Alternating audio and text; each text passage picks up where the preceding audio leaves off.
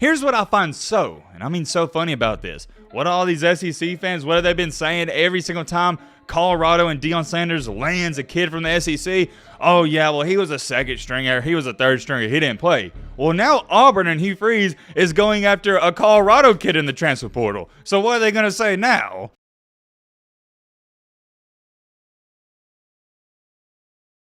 Ooh, ho, ho, ho, ho. The turns have tabled. Get it? Because it's supposed to be the tables have turned. If you don't get the whatever, Matt, quit with the dad jokes. But seriously, the tables have turned. What am I talking about, though? What am I referring to? Well, you know how Deion Sanders, we've been talking about him, how he's stealing and going after all these big-time names from these top schools in the transfer portal? Well, now it's vice versa. Now some of these big-time schools are going after Deion Sanders players in the transfer portal. Oh, man, you can't make this up. And you know what I find so, and I mean so funny about this?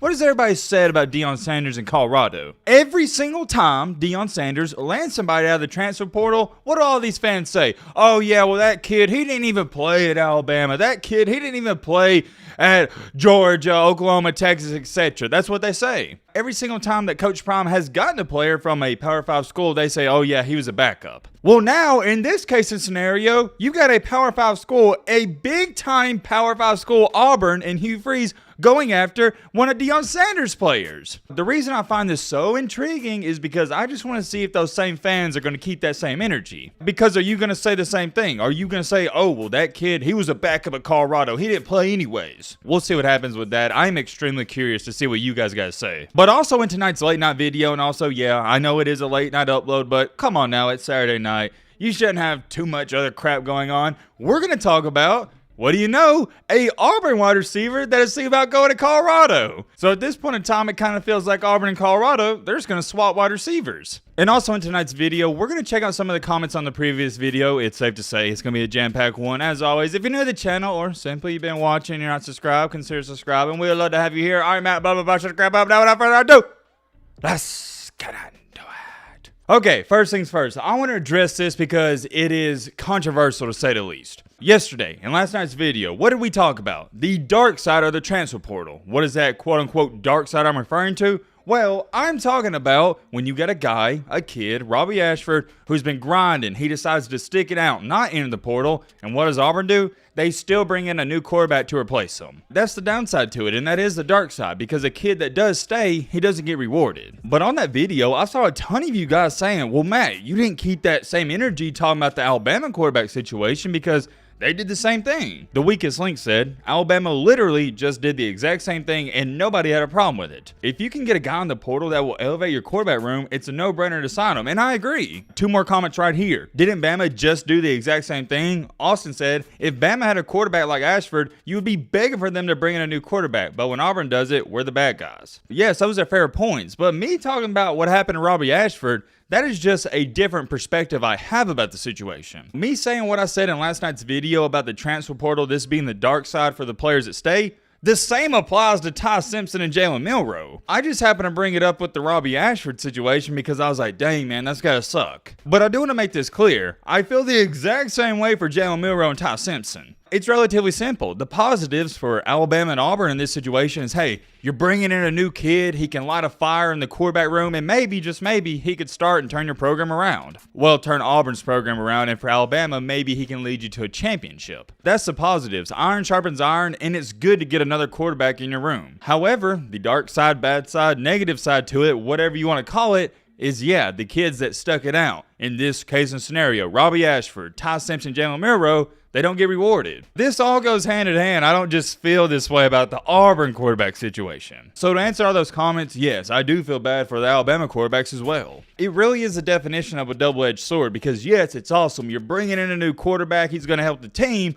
But what about the quarterbacks that stuck it out? What about the guys that are already there? That decreases their chance to start. It really just depends how you look at it. Now, getting a move on here to our second topic, what we really need to talk about in tonight's video, Auburn just got, this isn't even the guy they're going after, but Auburn just got an Ohio State wide receiver that goes by the name of Caleb Burton. I'm not going to hype this up too much because I think it's a good pickup for Auburn, but it's not the main reason we're here. I think Caleb Burton, he can be good at Auburn, but he didn't really do anything at Ohio State, so it's hard to judge. As a matter of fact, I'm curious, and I think you guys like when we do this. Let's check out his stats from last year. I don't even know if he had over 100 yards. Yeah, matter of fact, he didn't even play at Ohio State, so yeah, he had no stats. Yeah, so I'm going to leave it at that. The good news is for Auburn, though, you got an Ohio State wide receiver, and when you look at their track history, pretty dang good wide receivers. We all remember the last time an SEC school got an Auburn wide receiver, right? Jamison Williams. Whoa, hold on, slow your roll, partner. Am I saying that this kid, Caleb Brown's going to be the next Jamison Williams? No, I am not. But what I am saying is, if I'm an Auburn fan, I keep my eyes on this. He could be good one day. But here's what we really need to talk about. This is a situation, this is a player I've been following very closely, not just the past couple of days, but the past couple of weeks, and that is no other than Montana Lemonious-Craig. Now, if you are an SEC fan, more particularly an Auburn fan, I know what you're sitting there saying, yo, Matt,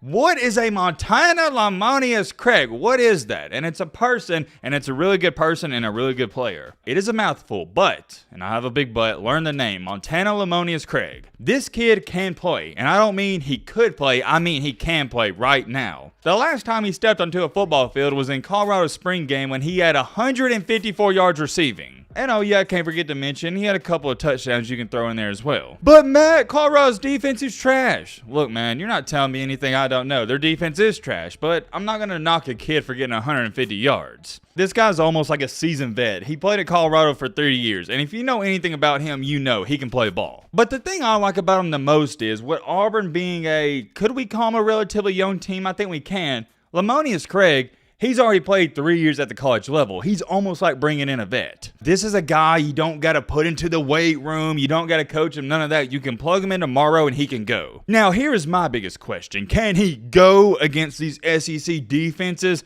I don't know. I guess we'll have to wait and see. But the point is, he can go. And currently, as to where it stands, Auburn is the leading candidate to land this kid. All I've seen the past 8 to 12 hours is everybody hyping up how Auburn got Caleb Burton from Ohio State. But to me, I don't think that's a big pickup. What I think is a big pickup is this kid right here. You want him and you want him bad. Trust me. Lemonious-Craig got a prediction yesterday to go to Auburn, and I think it's going to happen pretty soon. And I think the biggest key to all of this was Auburn landing Peyton Thorne. Peyton Thorne from Michigan State. Is he a great quarterback? No, he's not, but he's good enough to get the job done. And now you're pairing him up with Hugh Freeze. I think now Lemonious-Craig's looking at this like, okay, well, Auburn's got their good quarterback. I think I need to go there now. This also makes a ton of sense from a draft standpoint because Lemonious-Craig, he can get drafted next year. He has one good 1,000-yard season at Auburn. He's going to be a second, third-round pick. Here's what I find and I mean so funny about this. What all these SEC fans, what have they been saying every single time Colorado and Deion Sanders lands a kid from the SEC? Oh, yeah, well, he was a second stringer. He was a third stringer. He didn't play. Well, now Auburn and Hugh Freeze is going after a Colorado kid in the transfer portal. So what are they going to say now? What are y'all going to say? I'm curious because I guarantee you all these Auburn fans are going to say, oh, yeah, I mean, this kid, though, he was a really good Colorado player. That's the difference. I'll tell you this much because I know a lot of you haven't been following the Colorado situation like myself. It was something around 56, 57 players in total in the portal. Well, out of 57 of those guys, this was probably the best one. So I will say that, Auburn fans, you're getting the best guy from Colorado out of the transfer portal, or one of the best guys. I don't want to overcomplicate it. The kid can play. I've said it 1,000 times, but here's also something to pay attention to. Another Auburn wide receiver who entered the transfer portal, Landon King, he just posted pictures of him in Colorado gear. So it's looking like Colorado is now the front runner to land this former Auburn wide receiver. What do y'all think about that? They're kind of doing a little switch out here. Now, if I'm not mistaken, I can't remember, but I don't think Landon King didn't even play at Auburn, did he? Let me check. We'll do this in live time. I'm trying to pull it up right here. Landon King, yeah, last year he only had one catch for 24 yards. So what about that? Let me know, Colorado fans, how do you feel about trading out Montana Lemonious-Craig for Landon King? Me, myself, I'd rather have Lemonious-Craig, so Auburn, they won this trade. And let me clarify, that's if all this happens. Nothing's official quite yet. Although I do expect it to be official relatively soon. There is a lot, and I mean a lot of crap going on. That's what I'm going to call it. There's a lot of bull crap going on in the college football world, and to be honest, I wouldn't have it any other way. I love it 100%. Let me know your thoughts on all this down below. I'm going to end off the video here because We got a lot to talk about tomorrow. Stay tuned for that. All right, Matt. Bye. Oh, wait. That ain't the intro. That's the intro. Let me know what that was.